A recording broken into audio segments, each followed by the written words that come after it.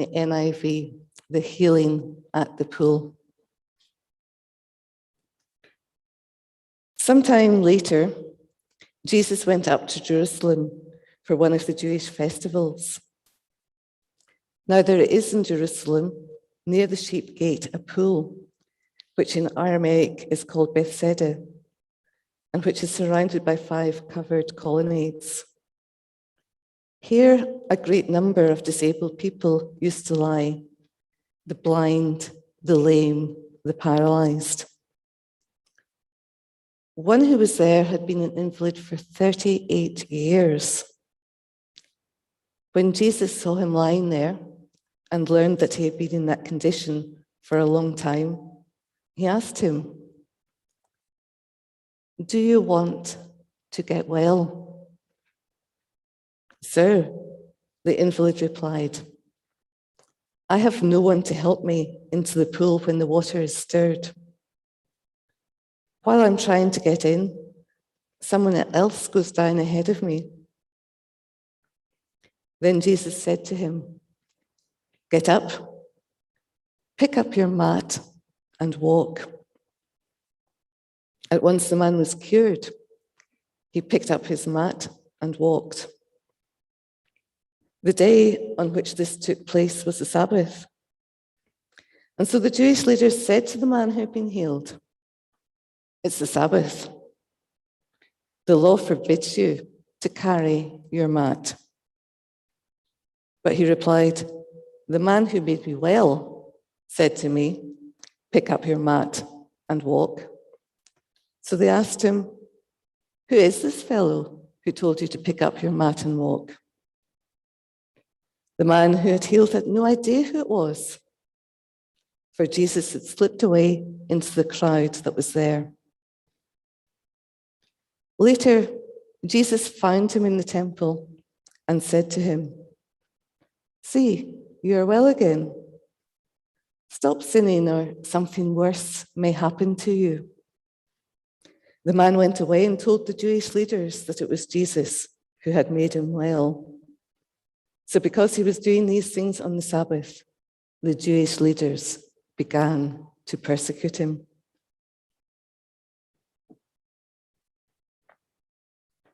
Do you want to get well? The question hangs in the muggy air at the pool of Siloam. Do you want to get well? It was a place that symbolized hope, where other people had found restoration and fullness of life. A place where those who recognized that they were in need gathered, longing for that day when they would be restored. And the question hangs, do you want to be well? The man had been unwell for 38 years. If we think about it, that's really quite a long time to keep hope alive. And perhaps it may even be long enough to come to the conclusion that this is just as good as it's going to get. I think we have all gone through spells at various times where we're bombarded by negative thoughts. Perhaps we feel that we've been forgotten, we've been overlooked. Nobody really cares about the problems that we're going through. And God doesn't even seem to be that close. And often, when we find ourselves in that position, it's quite tempting to fight back with bitterness. And that sets us on a very poor cycle where we begin to lose our own sense of value, our own sense of self-worth, where we begin to think that nobody can possibly care about us. And after a while, we just can't imagine how the situation might turn around, how life might take a turn for the better.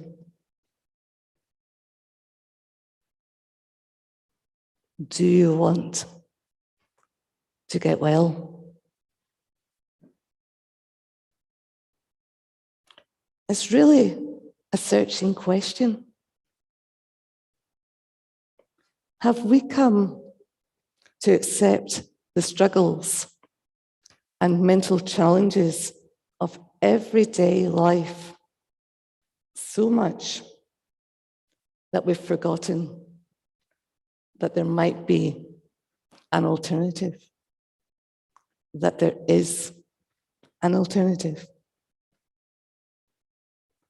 Would we answer that question with an enthusiastic, yes, of course? We want things to change. We want to be well. Or like the man at the pool, might we be very guarded in our response? I have nobody to help me. This man does not know who Jesus is. And he doesn't ask him for help. He just sidesteps the question and can't put his dreams into words. Maybe he can't imagine what it would be like to say yes. Maybe he's afraid of being hurt should the stranger just walk by. And the question is left hanging. Do you want to get well? In actual fact, it may have been easier if he had just said yes, because what happens next requires an absolutely enormous act of trust. Jesus says to him, pick up your mat and walk. Limbs that had been shaky for 38 years. Legs that may or may not hold his weight. Arms that had weakened their grip are suddenly called upon. And in front of everybody, all these people who'd been with him by the pool, he rises to his feet and starts to carry his belongings out of there. Do you want to be well? He's left, and he still hasn't answered the question. He still hasn't really given very much thought to what it means to be well. He hasn't engaged with the one who offered him healing. In his situation in the first century, being released from the constraints of his disability would have opened up lots of doors. He'd be able to return from the fringes of society right into the heart of the community. He'd be able to socialize with all kinds of people, people in the past who he'd relied on to give him alms, to help him in his need. He wouldn't need to spend his day amongst those who had been his companions for so long.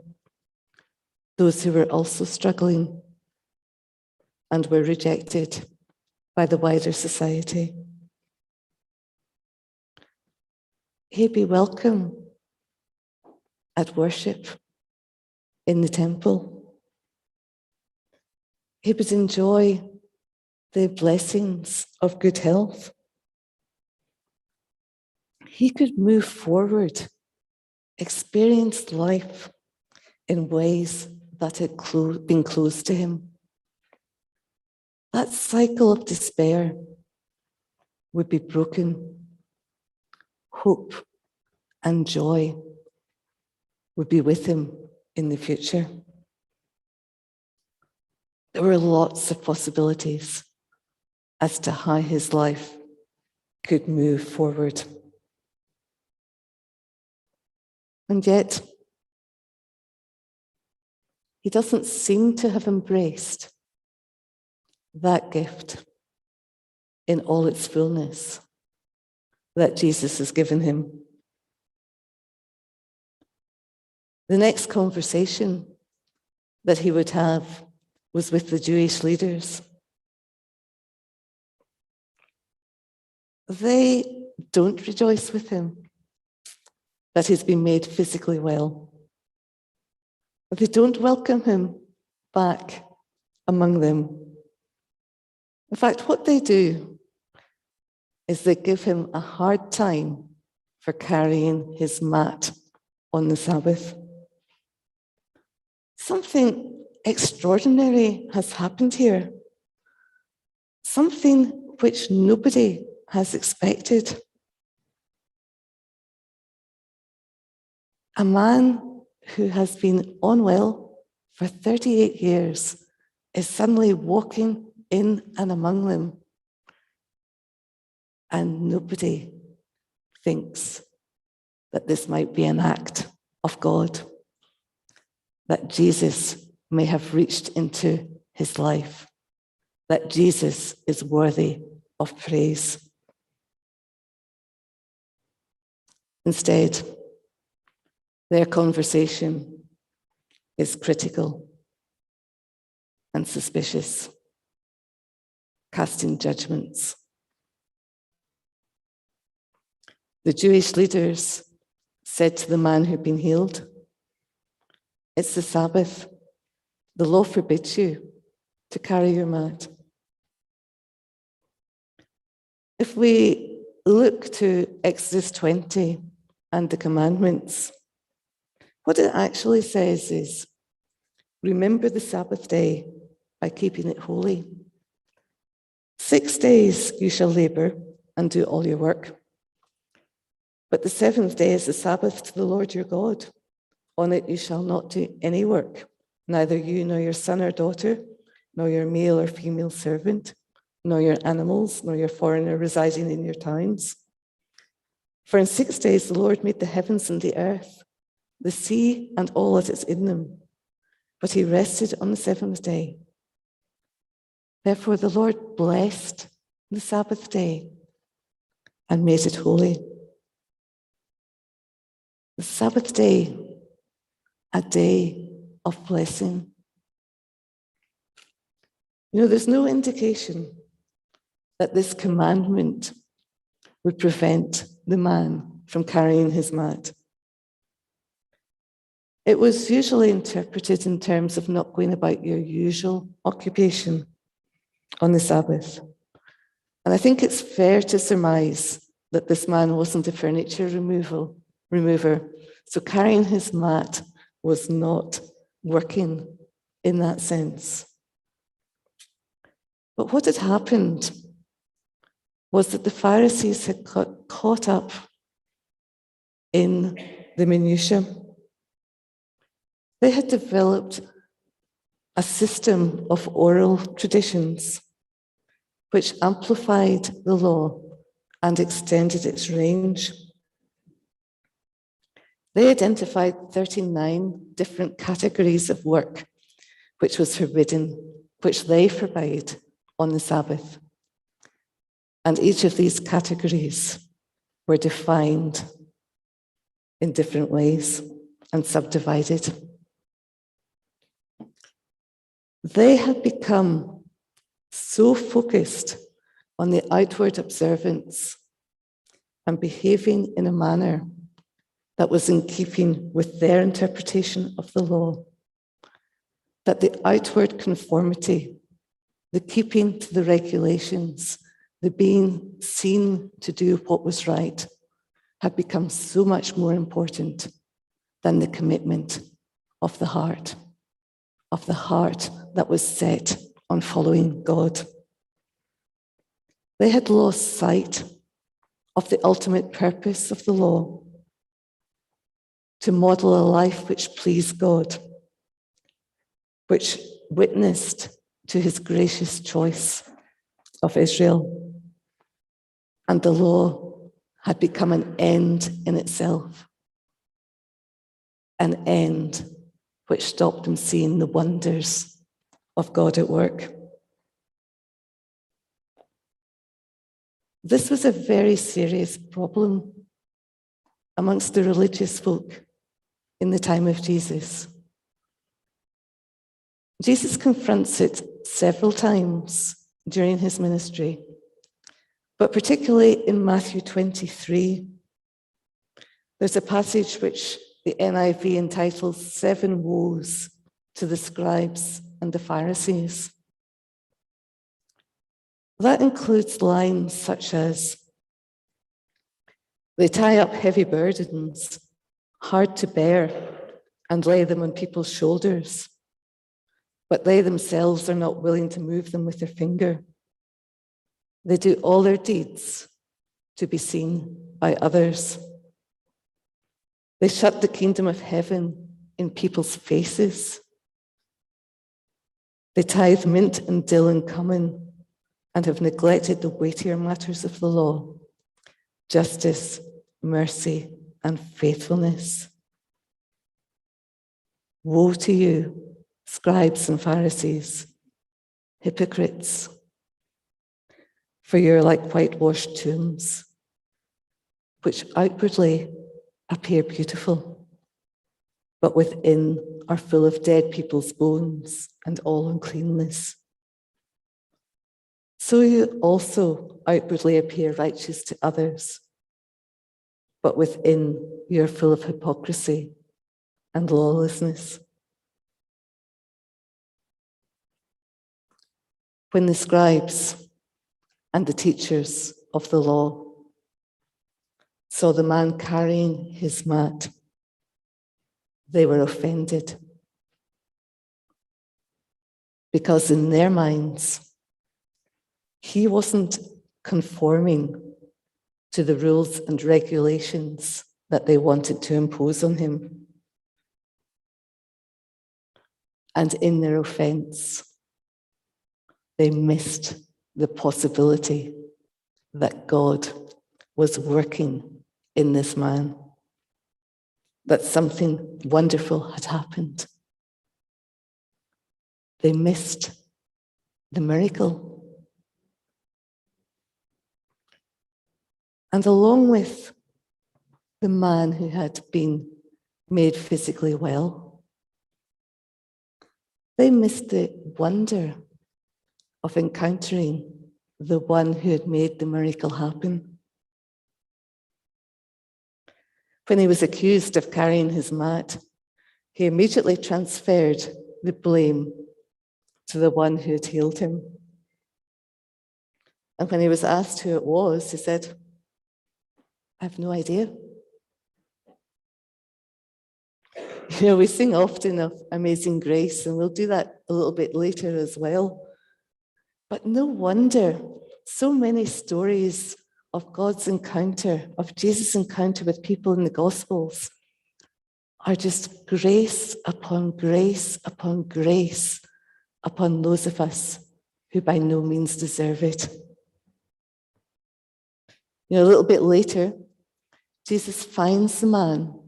He seeks him out. And he speaks to him in the temple. And there he offers him the opportunity of even greater healing. What he says is, stop sinning, or something worse may happen to you. The something worse that Jesus is referring to here is probably the coming of Jesus in the final judgment. So the man is being offered here a chance of spiritual healing, a chance to face Jesus with a clear and pure heart, forgiven of his sins when Christ comes again. It's a spiritual healing, a turning away from the thoughts, words, and actions that distance him from God, and a turning towards a life that is dedicated to loving and following Jesus. A life of fellowship with God, of service to Jesus. A life filled with love and compassion, peace with God, peace within, peace with other people. A life that is open to receiving the love that the Father lavishes upon each one of us. A relationship with God that can do so much more than we can possibly ask or imagine. The possibilities that are opened up with spiritual healing.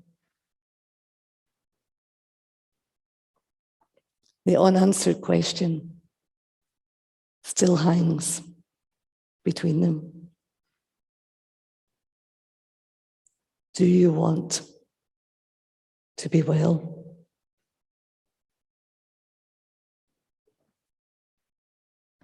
The man turns. He leaves. He seeks out the Jewish leaders with their narrow focus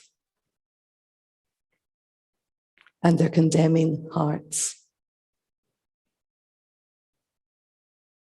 He joins with those who are determined to persecute Jesus, those who want to remain in the narrowness of their interpretation, who don't want to be open to the fullness of God's love.